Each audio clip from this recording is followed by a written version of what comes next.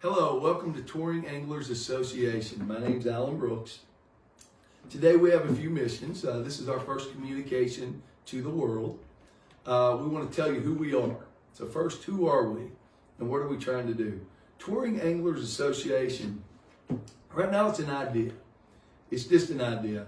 It's an idea to see if the market speaks. We want to see if there are 200 anglers that are interested in a high-level competition that kind of levels the playing field as much as humanly possible, I think. And so we're definitely nonprofit.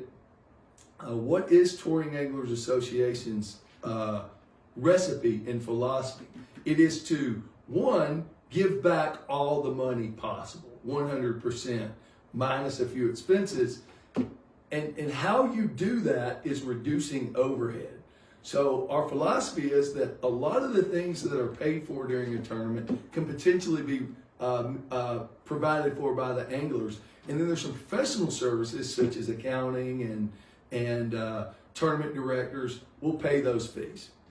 So really the idea is max payout, and how you do that is to eliminate the overhead. So I tried to launch this anonymously, right? My name's Alan Brooks. That didn't work because many folks said, "Who is this? Who's behind this? What's going on?" So who am I? My name's Alan Brooks. I'm a serial entrepreneur. I'm also a bass addict. I'm addicted to bass fishing, just like you guys are. I've been doing it my entire life. I've been fishing a national series for at least 10 years. I've been all over the country. I'm addicted to going and getting beat to death fishing. It's just that simple. So why am I doing this? I'm doing this because I want to create a world/a tournament that I want to fish.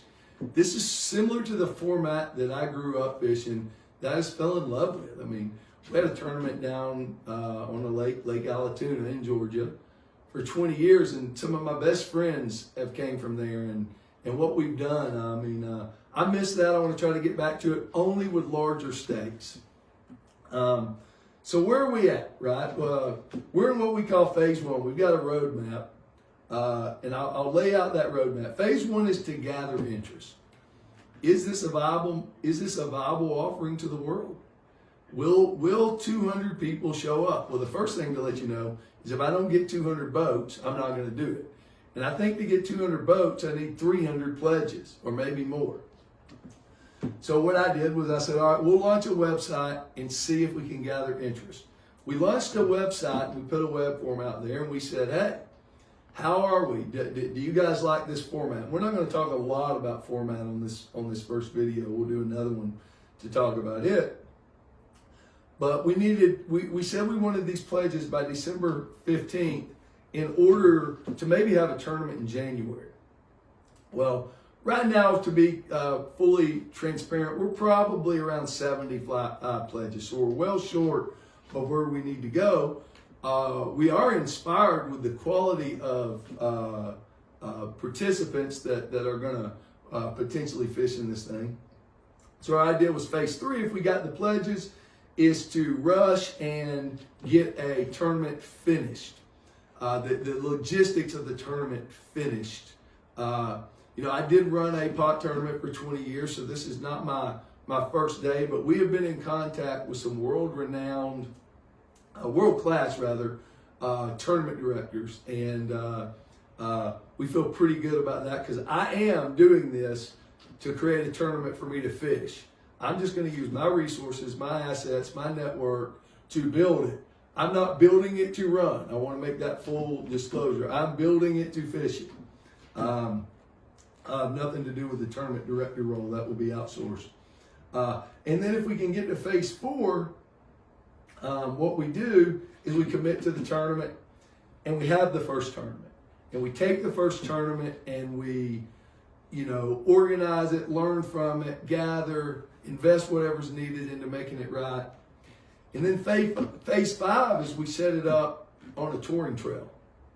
Go to different lakes, do different stuff, And that's when I think it would be fun if you could get it organized. I would have more time to bring some technology and some other things to bear at it. That's where it would be fun for me.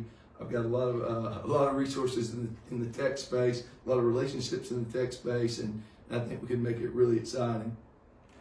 And if you got to that phase, right, and you had this tour and you had really big names and you were giving away these monster prizes, is it possible that you could draw the attention of a sponsor? I don't think inside the fishing industry you could get a sponsor like what I'm looking for. But potentially, could you bring a tech sponsor or somebody else in that's seen some value in maybe using their technology? Who knows? This is a long way to go.